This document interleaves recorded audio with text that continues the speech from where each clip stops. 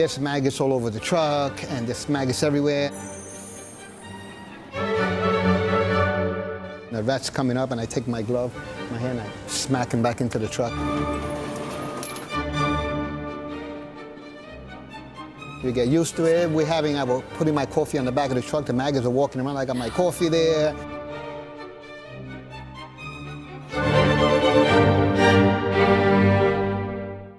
In a single shift, a New York City sanitation worker collects an average of 10 tons of trash. In a single day, the Department of Sanitation collects 12,000 tons of trash, just about 50% of our waste. In a single year, that's a whopping 14 million tons of trash made by New Yorkers. And at the end of the day, a small percentage of those discarded treasures find their way into the hands of one man, Nelson Molina, a titan of trash.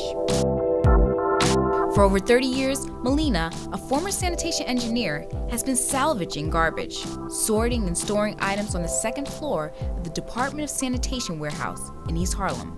Now retired, he's sitting on a treasure trove, and everyone wants a peek.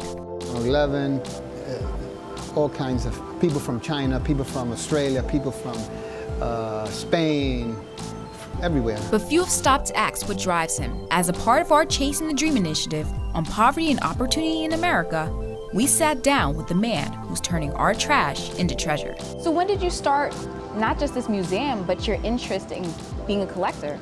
I started when I was about 9 years old. Yeah, we had a pretty big family. Christmas time came, we got one little toy, we all play with it. The boys play with one toy, the girls play with one toy. So I decided, let me go out about a week before Christmas when everybody's throwing their old toys away. And I would go out and all these people would be throwing all their kids' old toys away because they're getting new toys for Christmas. I would find dolls, the arms were off and everything, and I would take it because, I would give that to my sister. Because we never got anything like that. If I found a little truck with a missing wheel or something like that, I would go into my mother's sewing kit and take a button out and glue a little button on just to keep the car. So you've always been creative. So I would, yeah, always. As a kid too, I would watch my mother. She would take the toaster, because she was handy. My mother was handy. My father couldn't put a nail on the wall. And I would just sit on the table and just watch her at 9 years old. And she would take the toaster apart and see what's wrong with it, because we couldn't buy another toaster. She always told me, don't throw anything away. If it can be used, never throw it away, just put it on the side. So your family pretty much made up the phrase, one man's trash, another man's treasure. Exactly. So Mama Bear started it all. Exactly, yeah. With each treasure saved from the incinerator, Nelson carries on his mother's legacy. But as a lifelong East Harlem resident, his passion is a product of both his upbringing and community. Can you explain what neighborhood you grew up in exactly? I grew up at 115th Street.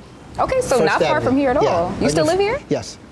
Yeah, So you're still in the area? Yeah, I grew up 115th Street and First Avenue. We moved into the projects when it first opened up, 1954. I covered from 96 to 110, from First Avenue to Fifth Avenue. So along your old route, there's a borderline. There's pretty much a borderline where half of it is 80% of white residents, and then the other half is 50% Latinx. So there's clearly a distinction. Is there a different story that their trash tells? Sometimes it does. Because when I go to where the Latinos and the African Americans are at, they seem to keep more of their stuff. Where when you go to like Park Avenue, Fifth Avenue, Madison Avenue, they throw everything out. I mean, they throw anything out. I mean, it's perfect. When I go there, I'm always finding stuff and everything. Sometimes it's a little harder to find stuff when you're in the Latino and the African American area, like Harlem or El Barrio and stuff like that, because they keep more of their stuff. So like my mother did. My mother saved everything. My parents too. Yeah, they saved everything. That's how I ended up learning how to keep stuff that somebody can use. And learn he did. After decades on the job, Nelson's developed a unique radar for treasure finding, one only he could really explain. There's nothing like New York City in the summertime. It's hot, and then on top of that, trash. It's everywhere. It's slimy, it's smelly, it's just ugh.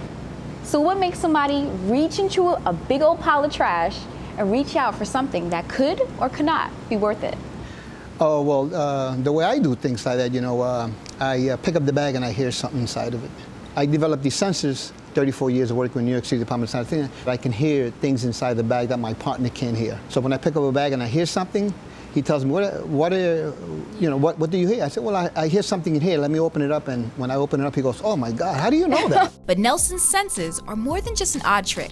Decades of scavenging has given him an intimate knowledge of how New Yorkers have changed over almost half a century. Can we talk about the history that trash and collected items play in New York in our story? Well, that's, you can see it the way it is here. I take it out of the trash and look what I've developed with it. So what happens here, I think, is maybe a grandparent passes away, a great-great-grandparent passes away. They go to the house, the kids go to the house, they clean out everything in the house, and they throw all these things out. All kinds of photos and items that, people could have passed on to their kids. It's a sad truth, but with an ever-increasing population and ever-shrinking living spaces, irreplaceable pieces of New York history are being thrown out all across the city. Well, one thing that I found is Star of David. It was presented to a guy named Joseph Askin, it says on there, made from the steel of the World Trade Center. And we contacted the guy. We finally got, because we had put it on CBS News, and I asked him, how did this end up in the garbage? He said, well, what happened is I had it in storage.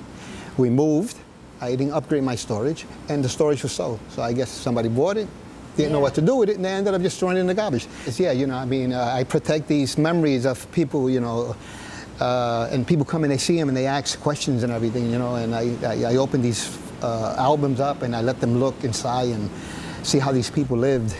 Not bound to any museum rules, Nelson cares mostly about two things: waste and losing precious memories. He's made a career at fighting the rampant consumerism in New York.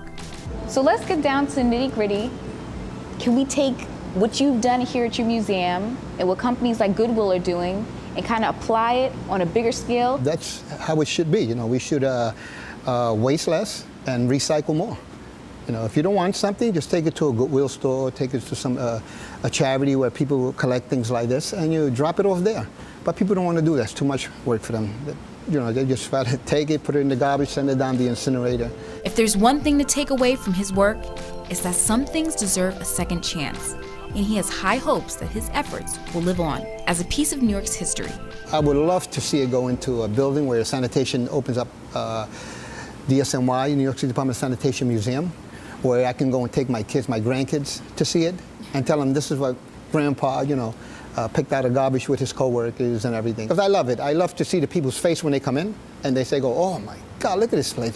Like what you did. You throw it on a little video. A video or something like that. Then you come home and you go, oh my God, look at this place. I come here every day and I sit down and I look at it and I go and I tell myself, how did I put this together?